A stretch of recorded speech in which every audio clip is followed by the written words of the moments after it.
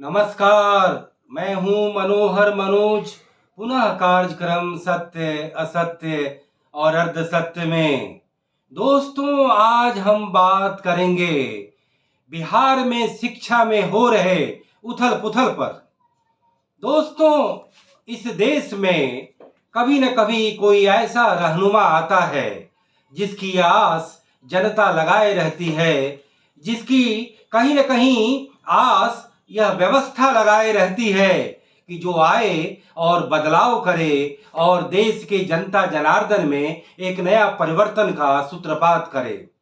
दोस्तों, अभी अभी बिहार में शिक्षा के क्षेत्र में पिछले 3 महीनों से बहुत बड़ी हलचल सुनाई पड़ रही है। आए दिन मीडिया में रोज शिक्षा को लेकर के सुर्खियां बन रही हैं। एक तरफ बिहार के महामहिम राज्यपाल बिहार की उच्च शिक्षा और बिहार के उच्च शिक्षा के सत्र को नियमित करने के लिए ताबड़तोड़ मीटिंगें कर रहे हैं, बैठकें कर रहे हैं। राज्य के तमाम विश्वविद्यालय और सैकड़ों महाविद्यालय के प्राचार्य, कुलपति तमाम तरीके से इस बात को लेकर के प्रयासरत हैं कि कैसे शिक्षा के तमाम सत्रों को नियमित किया जाए। कॉलेज में हो रहे क्लासरूम में छात्रों की उपस्थिति को एक तरह से संभव बनाया जाए और साथ साथ जहां जहां कॉलेज, महाविद्यालय और विश्वविद्यालय में अलग अलग तकनीक, मैथ, कंप्यूटर साइंस और अलग अलग जहां पर से की शिक्षण संकाय नहीं है, वहां शिक्षकों की नियुक्ति कर अतिरिक्त रूप से कोचिंग करा करके विद्यार्थियों को राज्य के पलायन करने से रोका जाए। तो दूसरी तरफ बिहार के प्राथमिक, मध्य माध्यमिक और उच्च माध्यमिक शिक्षा में भी एक बहुत बड़ी हलचल सुनाई पड़ रही है, दिखाई पड़ रही है। और उस हलचल को अंजाम देने वाले कौन हैं? तो बिहार के शिक्षा सचिव और अतिरिक्त मुख्य सचिव के पाठक, जो लगातार सुर्खियों में छाए हुए हैं। रोज के पाठक नए नए आदेश दे रहे हैं, नए नए फैसले ले रहे हैं, तमाम स्कूलों को ये हिदायत दे रहे हैं। कभी वहां का हार्डवेयर, कभी सॉफ्टवेयर, तमाम तरीकों को लेकर के जो है रोज रोज आदेश दिए जा रहे हैं। के पाठक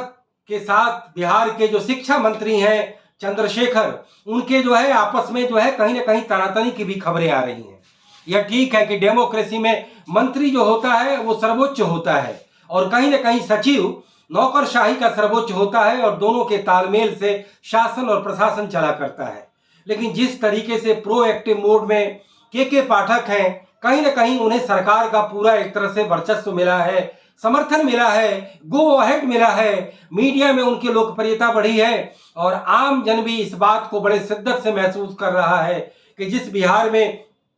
शिक्षा का जो तमाम सत्र, चाहे वो प्राथमिक विद्यालय हो और चाहे वो एक विश्वविद्यालय हो, उच्च शिक्षा हो, माध्यमिक शिक्षा हो, तकनीकी शिक्षा हो, हर तरह से अफरा तफरी थी, हर तरह से हाराकिरी मची हुई थी। कोई सत्र नियमित नहीं थे,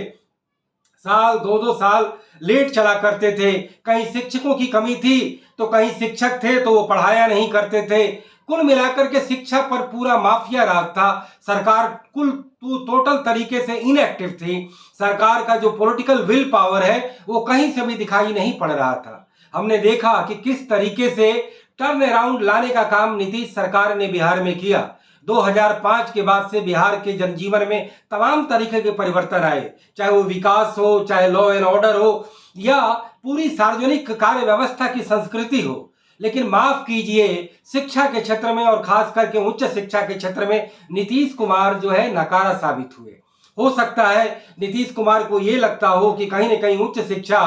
राज्य के महामहिम राज्यपाल के अधीन है और राज्यपाल के पर उनका बस नहीं है, बल्कि राज्यपाल के मातहत उन्हें संवैधानिक रूप से काम करना है। तो उच्च शिक्षा को लेकर के नीतीश कुमार उदासीन रहे। लेकिन स्कूली शिक्षा के मामले में जब उन्होंने ऐतिहासिक 1.5 या 2 लाख टीचरों की नियुक्ति की थी और वो टीचर बड़े ही अयोग्य नियुक्त किए गए, ग्राम पंचायतों के द्वारा अधिकार दे करके बिल्कुल नॉन क्वालिटी और बिल्कुल ही अनपढ़, काम नहीं करने वाले शिक्षकों की बहाली हुई और बिहार में शिक्षा व्यवस्था बिल्कुल रसातल में चली गई। बिहार की शिक्षा व्यवस्था बद से और बदतर होती चली गई। ऐसे में के पाठक का एक्टिव होना हमें कहीं ना कहीं एक नई हवा का झोंका के समान लग रहा है। हमने यह भी देखा कि उच्च शिक्षा को लेकर के बिहार में तमाम राज्यपाल आए, अच्छे राज्यपाल भी आए। पूर्व महामहिम, भारत के पूर्व महामहिम भी बिहार के राज्यपाल थे, कोविंद जी। अभी जो मोदी सरकार के खिलाफ जो है डंका बजा रहे सत्यपाल मलिक भी बिहार के राज्यपाल बने, जिनकी एक छवि ईमानदार गवर्नर की थी, लेकिन वह भी बिहार के उच्च शिक्षा में परिवर्तन नहीं ला पाए। लेकिन बिहार के मौजूदा राज्यपाल राजेंद्र अरलेकर ने जिस तरीके से तमाम कुलपतियों की, महाविद्यालय के प्रिंसिपलों की लगातार मार्च के बाद से बैठकें बुला रहे हैं, उनसे एफिडेविट ले रहे हैं, तमाम कार्यालय कॉलेज के प्राचार्यों को यह बता दिया गया है कि अपने अलग अलग पाठ्यक्रमों की त्वरित जो है परीक्षा लें, त्वरित उसके रिजल्ट निकालें, त्वरित उसके जो है शिक्षा के रिजल्ट के प्रमाण पत्र दें, और जो पीछे चल रही है, जिनका बैकलॉग है, उन्हें तुरंत जो है ऑन द ट्रैक लाएं। और इस बात को लेकर के बाकायदा शपथ पत्र तमाम कॉलेज के प्राचार्यों से राज्यपाल के द्वारा मांगा गया है। और आज हम देख सकते हैं कि बिहार के कॉलेज के कैंपस में जिस तरीके से पहले बिल्कुल गमगीन, सुस्त और निष्क्रियता का माहौल होता था, कर्मचारी आकर हाजिरी बनाते थे और वेतन लेते थे, बच्चों को केवल स्कूल के समय फॉर्म भरने, परीक्षा देने और रिजल्ट लेने के समय जब वो अपने कॉलेजों में आया करते थे, आज बिहार के कॉलेज के कैंपस में एक तरह से पूरी तौर पर भीड़ दिखाई पड़ती है, पूरे तौर पर सक्रियता दिखाई पड़ती है। कॉलेज का हर स्टाफ, चाहे वो कॉलेज में चाहे कितना भी कम स्टाफ क्यों न हो, जब मैंने बिहार के कई कॉलेज के प्राचार्यों से मैंने मुलाकात की, मैंने अपने आंखों के सामने देखा, तो सब प्राचार्य यही कहते नजर आए कि हमारे यहाँ 22 स्टाफ सैंक्शनड हैं, लेकिन अभी मेरे पास केवल 3 स्टाफ हैं और 3 स्टाफ के जरिए 22 स्टाफ का काम करना है। तो कहीं ना कहीं पॉलिटिकल विल पावर जो बिल्कुल जो है एक तरह से सुस्त पड़ गया है। सरकार ने करीब करीब हजारों लाखों रिक्तियों की भर्तियां अभी तक नहीं की हैं। अलग अलग तरीके से राजनीतिक जो है नफा नुकसान निकाला जा रहा है कि कब बहाली की जाए, कब भर्ती की जाए, कब अपने लोगों को तमाम कॉलेजों में भरा जाए, अपनी जाति के लोगों को, अपने पार्टी के लोगों को, अपने विचारधारा के लोगों को, और कहीं ना कहीं अपना गुट बनाया जाए और अपना जो है वहां वर्चस्व बनाया जाए। लेकिन शिक्षा, जिसको लेकर के हम तमाम सार्वजनिक मंचों पर यह कहा करते हैं कि शिक्षा को आप तमाम चीजों से दूर रखिए, राजनीति से दूर रखिए, व्यभिचार से दूर रखिए, कदाचार से दूर रखिए, भ्रष्टाचार से दूर रखिए, लेकिन बिहार की शिक्षा व्यवस्था का जितना पॉलिटिकलाइजेशन हुआ देश के किसी भी और राज्य का नहीं हुआ। और ये 1980 से ही जब शिक्षकों को पूर्ण रूप से सरकारी कर्मचारी का दर्जा दिया गया, जो एक पॉलिटिकल डिसीजन उस समय के तत्कालीन मुख्यमंत्री जगन्नाथ मिश्रा ने किया, जो खुद टीचर कम्युनिटी से बिलोंग करते थे, उसके बाद से बिहार में शिक्षा व्यवस्था की वो दुर्दशा हुई कि कॉलेज तो लगातार उनके पाठ्यक्रम पीछे ही रहे, और उसके कहीं ना कहीं भुक्तभोगी हम लोग भी हैं। और हम लोग भी बिहार के उन लाखों पलायन करने वाले छात्रों में से एक हैं जो 1991 साल में ही दिल्ली आ गए। उसके बाद बिहार का निजाम बदला, बिहार का शासन बदला, लेकिन माफ कीजिए उच्च शिक्षा के क्षेत्र में और शिक्षा के क्षेत्र में ज्यादा बड़ा काम नहीं हो पाया। हमने देखा कि प्राथमिक शिक्षा में कैसे जो है खराब क्वालिटी के टीचरों की भर्ती की गई, वहां पर कोई स्कूल का पाठ्यक्रम का कोई एक तरह से वातावरण नहीं देखा गया, न कोई पढ़ाई होती थी, केवल खाना पूर्ति होती थी। स्कूल भवन, स्कूल के टॉयलेट और स्कूल के तमाम फिजिकल इंफ्रास्ट्रक्चर को लेकर के प्रदत्त राशि का गबन किया गया। हमने आज ही खबर पढ़ी कि के पाठक ने यह फरमान जारी किया है। पहले उन्होंने यह फरमान जारी किया था कि स्कूल के प्राचार्यों को 5 लाख रुपए तक की राशि खर्च करने का अधिकार होगा, जो पहले केवल 2.5 लाख थी, जिससे कि कोई भी फैसला जल्दी हो और तुरंत जो है फंड का पूरा इस्तेमाल हो। बताया जाता है कि के पाठक जब हजारों करोड़ की राशि जो सुस्त पड़ी थी, खर्चे नहीं हो पा रहे थे शिक्षा के क्षेत्र में,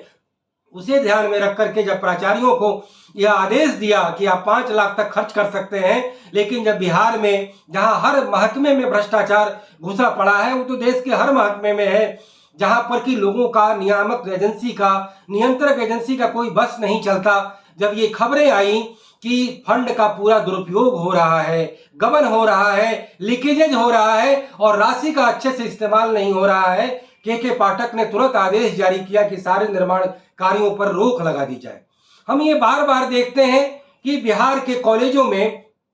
शिक्षा के माहौल में सुधार नहीं होता, क्वालिटी टीचर नहीं आते, क्लासेस सस्पेंड रखे जाते हैं, इस एजुकेशनल कैलेंडर का एक तरह से वो नहीं होता, उपयोग नहीं होता, इम्प्लीमेंटेशन नहीं होता, लेकिन प्रिंसिपल, प्राचार्य, प्रधानाध्यापक फंड का इस्तेमाल वहाँ के हार्डवेयर डेवलपमेंट करने में जरूर एक्टिव रहते हैं कि कहीं पर लाइब्रेरी बन रही है, कहीं पर भवन निर्मित हो रहा है, कहीं ऑडिटोरियम निर्मित हो रहा है, कहीं पर मैदान बनाए जा रहे हैं, और फंड का इस्तेमाल करके उसमें कमीशन लेकर के अपना एक तरह से पॉकेट भरा जाता है। लेकिन असली चीज है, शिक्षा के क्षेत्र की असली पूंजी है कि ज्यादा से ज्यादा छात्र शिक्षा प्राप्त करें और क्वालिटी शिक्षा प्राप्त करें, देश का ह्यूमन डेवलपमेंट बढ़े, और जब देश का ह्यूमन डेवलपमेंट जब ज्यादा परिष्कृत होगा तो देश की इकोनॉमी पर भी उसका असर होगा। तो हम याद करेंगे कि भारत में अलग अलग समय पर अलग अलग नौकरशाह है। हमने देखा कि देश में चुनावी व्यवस्था किस तरीके से बूथ कैप्चरिंग से परेशान थी, किस तरीके से मनी और मसल एलिमेंट से परेशान थी, किस तरीके से अपराधी चुनाव जीत जाया करते थे, और उसमें टीएन शेषन का आगमन होता है और देश के इलेक्शन व्यवस्था का प्यूरिफिकेशन होता है, और वह सिलसिला आज भी चल रहा है। हमने देखा कि कैसे ब्यूरोक्रेसी में गोपनीयता का कानून का इस्तेमाल करके भ्रष्टाचार को बढ़ावा दिया जा रहा था, राइट टू इंफॉर्मेशन के जरिए, और गोपनीयता कानून भंग करके एन विट्ठल ने कैसे एडमिनिस्ट्रेटिव एक्सेलेंस को बढ़ाने का काम किया। हमने देखा कि देश में किस तरीके से ब्यूरोक्रेटिक हडल के बावजूद हरित क्रांति होती है, श्वेत क्रांति होती है, आईटी की क्रांति होती है, पोलियो का अभियान चलाया जाता है। ऐसे में बिहार की शिक्षा व्यवस्था एक ऐसे रहनुमा का इंतजार कर रही थी जो आए और करीब 3 या 4 दशकों से मंद पड़ी, सुस्त पड़ी, डल पड़ी, देश बिहार के करोड़ों छात्रों के साथ खिलवाड़ कर रही बिहार की शिक्षा व्यवस्था को कहीं ना कहीं उसे एक तरह से धकधकाए, उसे धक्का मारे और उसे रिशफल करे, करेक्ट करे, रेक्टिफाई करे, और उसे पुनः पटरी पर लाने का प्रयास करे। ऐसे में के पाठक हों या बिहार के राज्यपाल राजेंद्र अर्लेकर हों, उनके प्रयासों को अभी नाकाफी नहीं कहा जा सकता। अभी इसे पूरे तौर पर पटरी में लाने में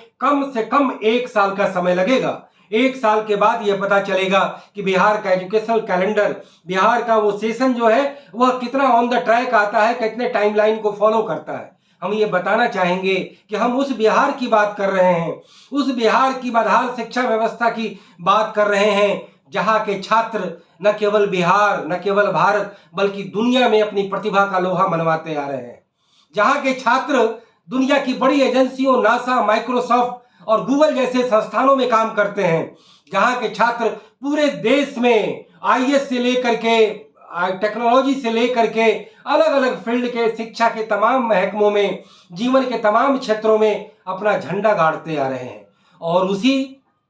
घर के तले, चिराग तले अंधेरा, उसी बिहार में शिक्षा व्यवस्था का ये बदहाली थी, और उस बदहाली को दूर करने का जो बीड़ा के पाठक और राजेंद्र अर्लेकर ने उठाया है, हम उसे पूरे तौर पर सलूट करते हैं और बड़े ही एक अच्छे एक तरह से माहौल का एहसास करते हैं कि देश को कहीं ना कहीं एक रहनुमा को तलाश होती है अलग अलग क्षेत्रों में, जो अलग अलग तरीके से काम करके दिखाए और एक नई इबारत लिखे, और उस क्षेत्र में जो लोग जो तरस रहे हैं परिवर्तन के लिए, बदलाव के लिए, नई हवा के लिए, नई चेंज करने के लिए, और वो दिन, वह शुभ दिन बिहार में आया है। हम यही उम्मीद करते हैं कि उनकी ये लॉ, उनका ये मिशन निर्बाध रूप से आगे चलता रहे, और तब तक चलता रहे जब तक कि वो अपने तमाम व्यवस्था की एक तरह से कुव्यवस्था की जो तमाम जो कटीली झाड़ियां हैं उन्हें पूरे तौर पर समूल नाश न कर दे, और उन्हें फिर से एक तरह से बैक टू ट्रैक कर ले, और फिर उस बिहार का नाम